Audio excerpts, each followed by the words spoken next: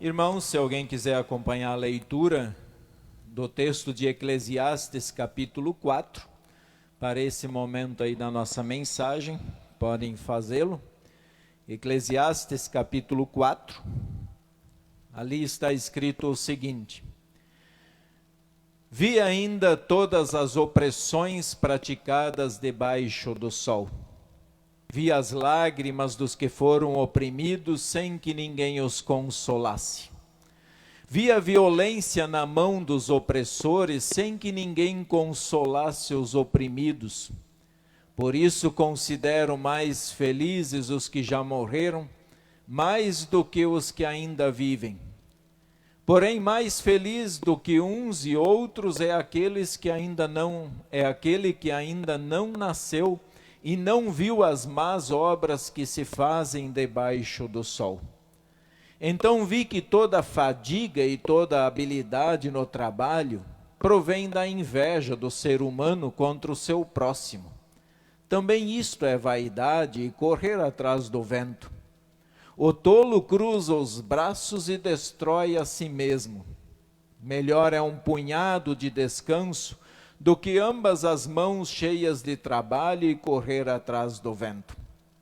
Então considerei outra vaidade debaixo do sol. Um homem sem ninguém, que não tem filhos nem irmãos, mas que não cessa de trabalhar e cujos olhos não se fartam de riquezas, e ele não pergunta: para quem estou trabalhando, se não aproveito as coisas boas da vida? Também isto é vaidade e enfadonho o trabalho. Melhor é serem dois do que um, porque maior é o pagamento pelo seu trabalho. Porque se caírem, um levanta o companheiro. Mas ai do que estiver só, pois caindo, não haverá quem o levante. Também se dois dormirem juntos, eles se aquecerão, mas se for um sozinho, como se aquecerá? Se porém quiser dominar um deles, os dois poderão resistir. O cordão de 3 dobras não se rompe com facilidade. Melhor é o jovem pobre e sábio do que o rei velho e tolo, que já não se deixa admoestar.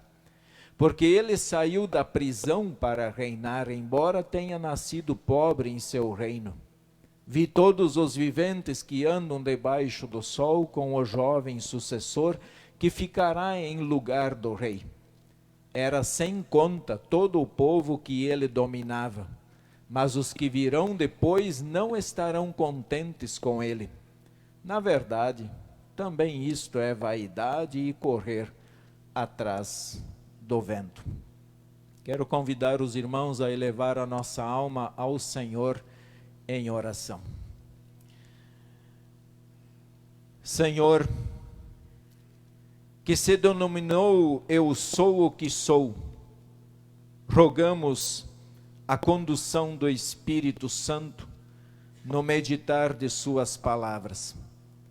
Dá-nos a tua sabedoria, pois ela é tudo o que precisamos. Oremos em nome de Jesus. Amém. Irmãos, nós estamos aí refletindo sobre o texto de Eclesiastes, e hoje o capítulo 4, e ele traz um tema bastante interessante. No capítulo anterior nós falamos sobre a maldade humana, já que agora no assunto, no capítulo 4, ele começa a tratar sobre a opressão. A opressão também é uma maldade humana, mas entendo ela como um fato que se repete constantemente na vida de uma pessoa, na vida de uma família, na vida de uma sociedade do país ou até mesmo do mundo todo. Então não é uma maldade que acontece somente num momento, mas é uma maldade que persiste dia após dia. A maldade seria só um fato. Aconteceu, passou, não se repete. Isso é uma maldade momentânea. Mas a opressão não. É uma maldade que dura dias e dias, anos e anos, tempos e tempos. E o pregador, ele escreve: vi ainda todas as opressões praticadas debaixo do sol. Vi a violência na mão dos opressores. Já no versículo 1. E eu pergunto, você já sofreu opressão?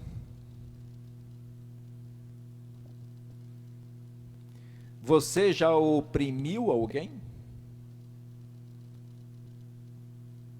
Porque isso pode ser muito mais comum do que nós pensamos. O que é uma opressão, na verdade? O que vocês entendem por opressão? O dicionário da Bíblia diz que é perseguição e exploração. Mas quando nós vamos olhar para outros dicionários da língua portuguesa, ele diz que é cerceamento dos direitos do cidadão, fundado no abuso do poder e autoridade pelo governo. Quer dizer, cercear é não ceder, não conceder aquilo que é de direito da outra pessoa. Você segura, o governo segura. Estou citando o governo porque ele citou o governo. Situação que tende a humilhar outras pessoas, humilhação, vexame, pressão moral. Tudo isso pode ser uma opressão. Vejam que eu entendo uma opressão desta forma. Vamos fazer de conta que este copo aqui representa uma pessoa, um país, uma família, enfim, algumas pessoas. E o que seria a opressão? A opressão seria mais ou menos isso aqui, quando você isola ela, você não dá a ela o direito de se mexer, você não dá a ela o que é de direito dela. Ela está oprimida, ela está sem ação, ela não consegue reagir a certas coisas que acontecem na vida dela. Eu entendo isso como opressão. Então nós podemos ver algumas formas de opressão que existem. Altos impostos. Altos impostos. Para mim, o microfone está falhando ou é impressão minha? Não? Vocês estão ouvindo bem? Hoje eu estou com dificuldade de me ouvir aí. Altos impostos. Uma forma de oprimir é lhe cobrar impostos altíssimos. Não preciso nem ficar falando muito disso, porque aqui cada brasileiro entende corretamente o que é isso, né? E isso não é algo que acontece agora. Se nós olharmos na história, nós vamos perceber que isso já vem de uma longa data. Uma longa data que os impostos estão sendo pesados sobre os ombros dos brasileiros. E eu diria assim, até se olharmos no globo terrestre, eu acho que muitos países nos últimos tempos têm se pesado essa mão sobre o povo. Outro, direitos não concedidos. Uma forma de oprimir é não conceder o que é de direito do próximo. Em vez de você alcançar o que lhe é de direito, você segura, você retém. O dicionário disse no abuso do poder e autoridade pelo governo, mas quero ampliar um pouquinho mais essa visão, para não ficar com aquela ideia assim de que é só o governo o culpado. Mas trazer isso um pouquinho mais amplo, dizendo que eu oprimo alguém quando não concedo o que é de direito da outra pessoa.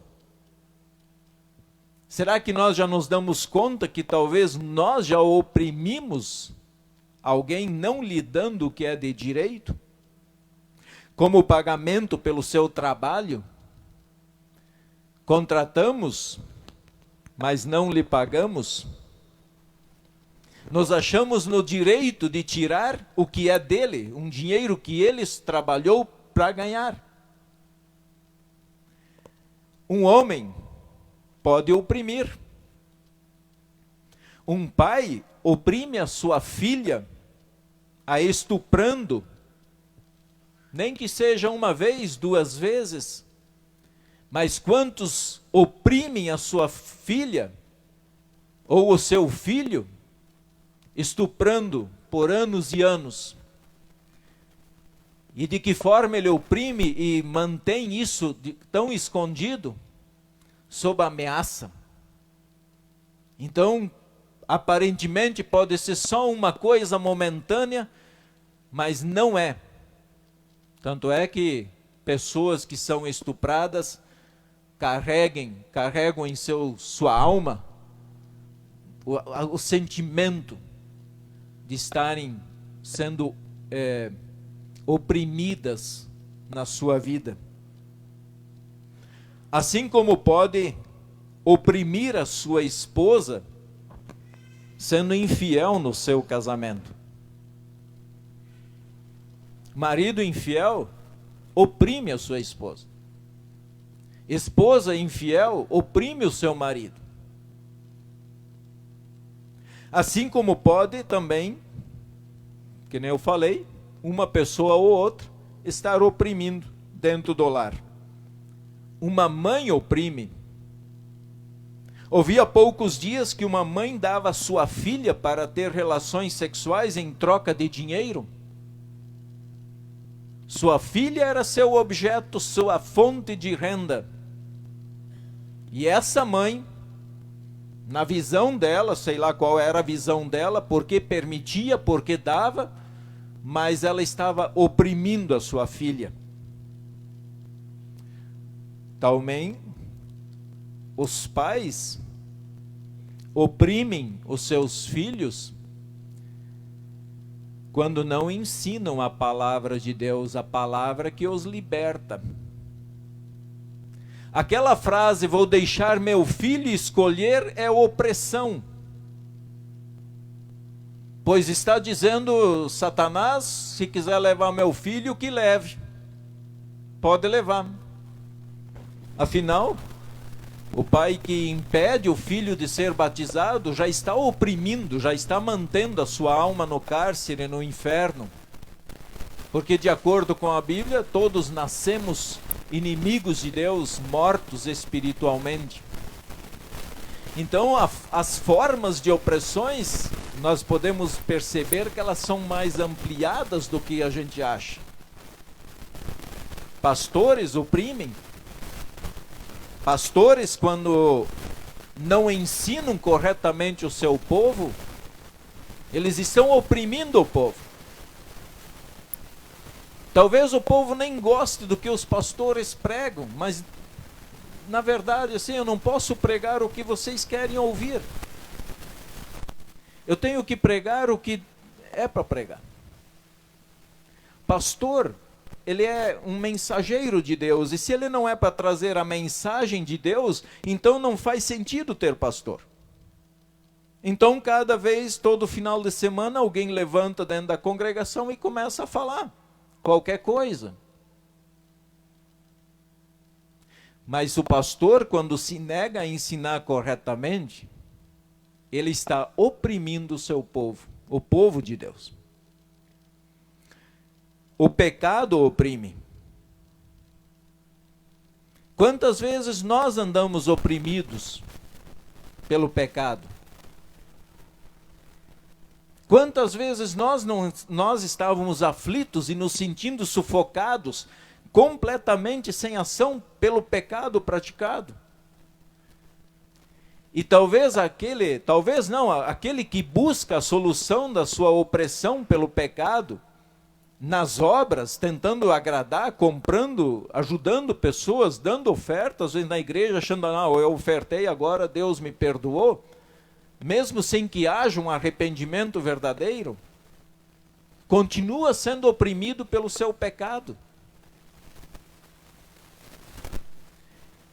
E às vezes, quanto mais obras fazem para se libertar dessa opressão, mais oprimido ficam. E aí nós temos aí um relato aí que vocês conhecem muito bem, a história da reforma da igreja, Martinho Lutero, que judiava do seu próprio corpo para merecer a graça de Deus, para encontrar a paz. Mas quanto mais ele sacrificava o seu próprio corpo, mais oprimido ele andava. Enfim, existem muitas opressões. Se formos passar a peneira em tudo, a lista é grande. Muitas outras formas de opressões, talvez vocês vão lembrar de alguma aqui que eu não mencionei. De tudo isto tem algo extremamente sério nesse texto. Tem algo extremamente sério nesse texto. Uma coisa é ver a opressão, e nesse mundo caído, afastado de Deus, a opressão é normal. É normal ter opressão. Porque é um mundo que não quer saber de Deus. É um mundo sem Deus.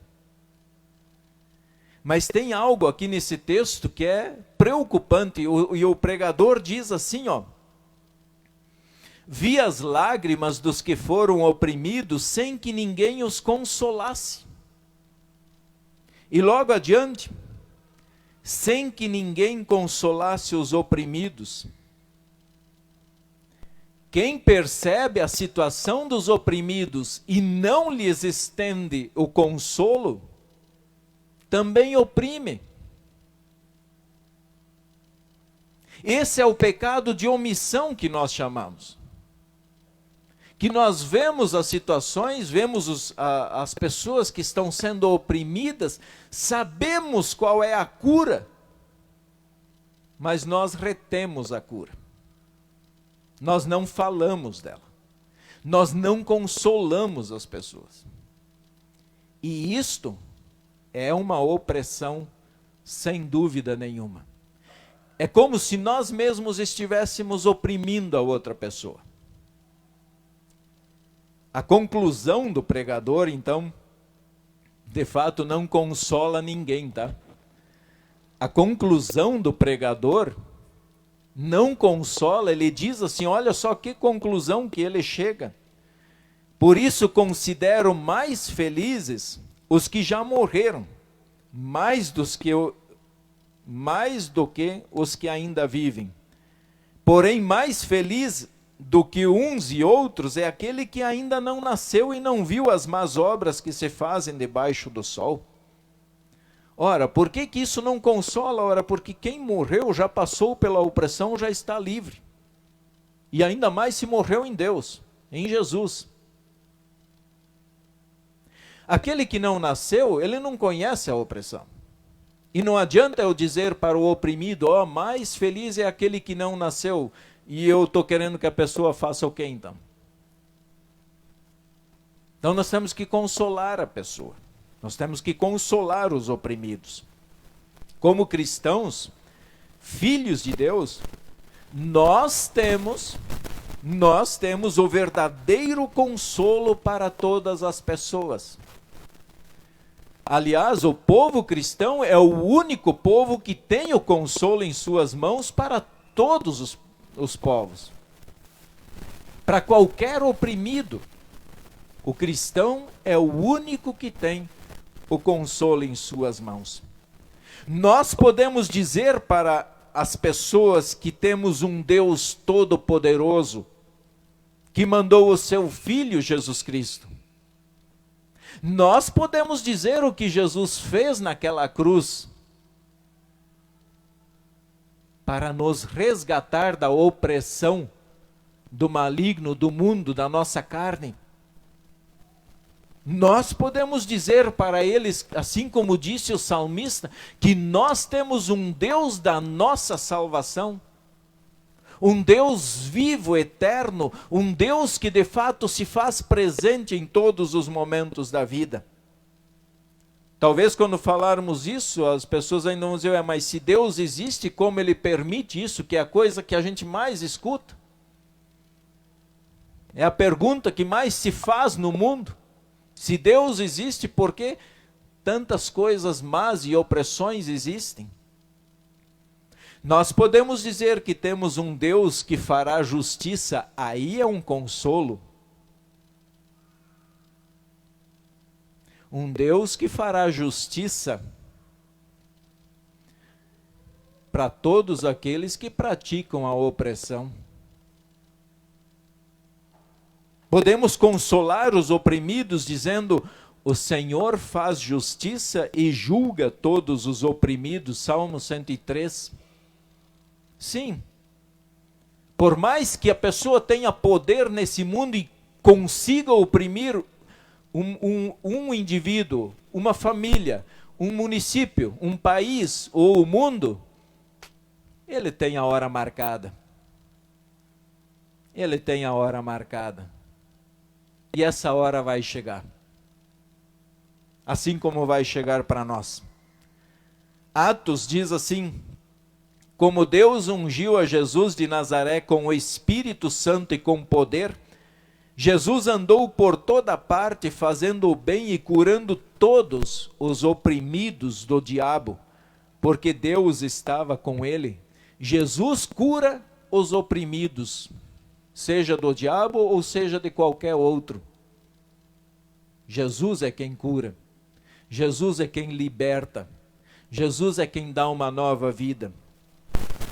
Olha que Salvador nós temos, ele diz: Jesus andou por toda parte fazendo o bem e curando todos os oprimidos.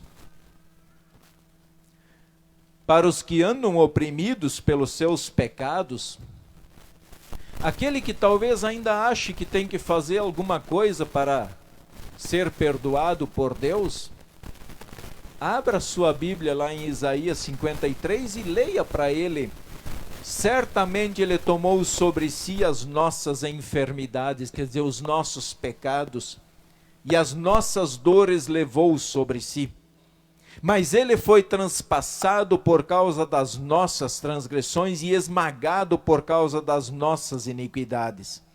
O castigo que nos traz a paz estava sobre ele, e pelas suas feridas fomos sarados.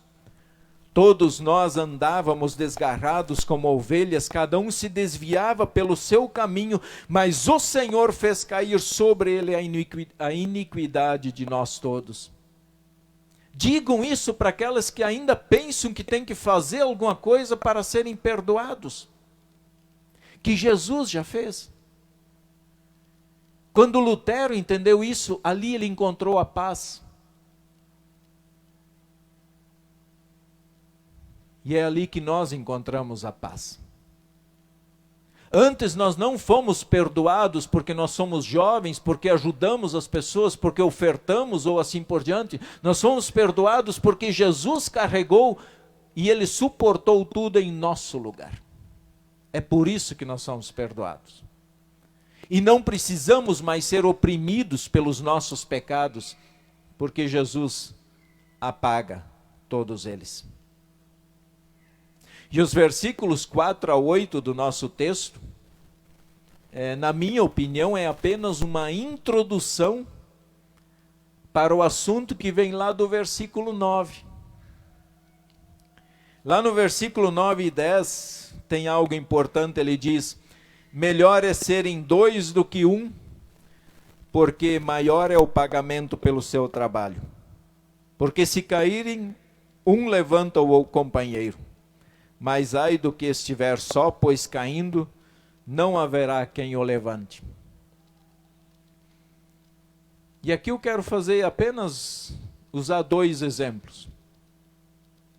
O primeiro deles, casamento. E é claro que vai me entender melhor quem já está casado há um bom tempo. Aqueles que já passaram por algumas situações no matrimônio, situações difíceis, e hoje estão juntos, continuam juntos. O casamento virou motivo de piada na sociedade. Infelizmente, até os cristãos estão fugindo dele. Infelizmente. E já está se aceitando isso de uma forma tão normal no mundo, como se temos que nos adequar às situações. Mas gostaria que vocês pensassem quantas vezes vocês, cônjuges, que já estão há um tempo juntos, quantas vezes um dos lados estava triste e o outro chegou para animar. Quantas vezes um dos lados estava se sentindo fraco e o outro chegou para escorar, para dizer não desanima.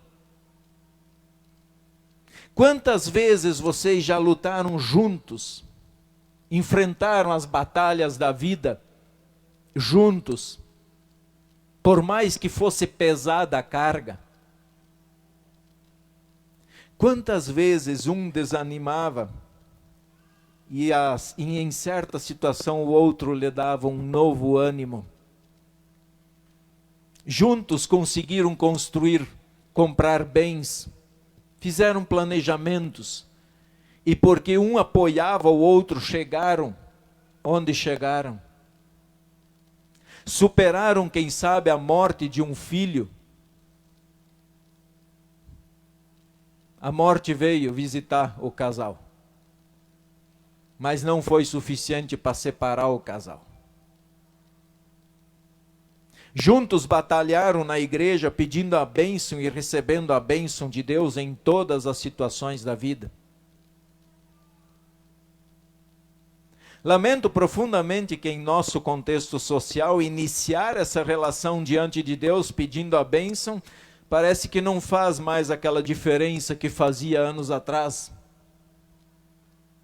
Hoje se faz o test drive primeiro. Não se chega na presença de Deus e diz: Senhor, nós tomamos uma decisão de caminhar juntos até o dia da morte e nós viemos buscar a sua bênção. Não, primeiro eles querem tomar as decisões sozinhos, sem Deus. Deixa Deus, fica lá, não olha para nós. Fica lá, nós tomamos uma decisão aqui sem o Senhor. E se não funcionar, não tem problema, está tudo certo.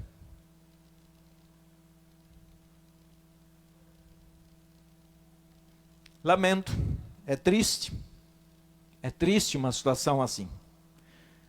Aquele até que a morte os separe, parece que só servia para aquelas pessoas dos 60 anos, 70 anos atrás. E que Deus já esqueceu disso também.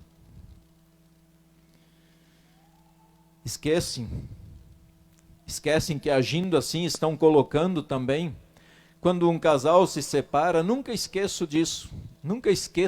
O dia que o casal se separar, o casal está colocando a própria vida dos filhos em risco, permitindo que uma ou duas pessoas entrarão na vida delas, correndo o risco de fazer com elas o que talvez depois vão lamentar por resto da vida. Nunca esqueçam, pais. Nunca esqueçam que uma decisão dessa é muito séria. Melhor é ser dois. Um ajuda o outro a levantar, a animar, a buscar as melhores soluções. E isso Deus abençoa. A segunda situação é o trabalho em parceria. O trabalho do reino de Deus também tem suas dificuldades, vocês sabem disso. Principalmente os líderes. Sabem que o trabalho do reino de Deus tem os seus pesos. Pastor sozinho não faz nada. A diretoria sozinha não faz nada. No entanto, quando somamos as nossas forças, podemos fazer muito. A diretoria, com o apoio dos irmãos, através das áreas de ações, podem fazer muito. Porém, podemos fazer muito mais do que está sendo feito. E nós podemos ser bem honestos. Chega uma hora que os poucos eles começam a dizer: eu estou cansando. Eu estou cansando. Mas graças a Deus tem alguém do lado dele dizendo: não vamos desanimar. Vamos olhar para Jesus. Vamos seguir firmes, pois esse Jesus está conosco. Eu lembro que alguns anos atrás nós tivemos um congresso dos leigos, dos servos, prefiro chamar, que tinha como lema: juntos somos mais. Nunca esqueci. E foi um lema que marcou, porque juntos nós somos mais. Andar sozinho não é bom. Exemplos práticos disso: a oferta de qualquer um de nós aqui para o trabalho do reino de Deus é muito pouco. Mas quando nós juntamos todas as nossas ofertas e consagramos ao Senhor, elas se tornam bastante. E nós podemos fazer muita coisa.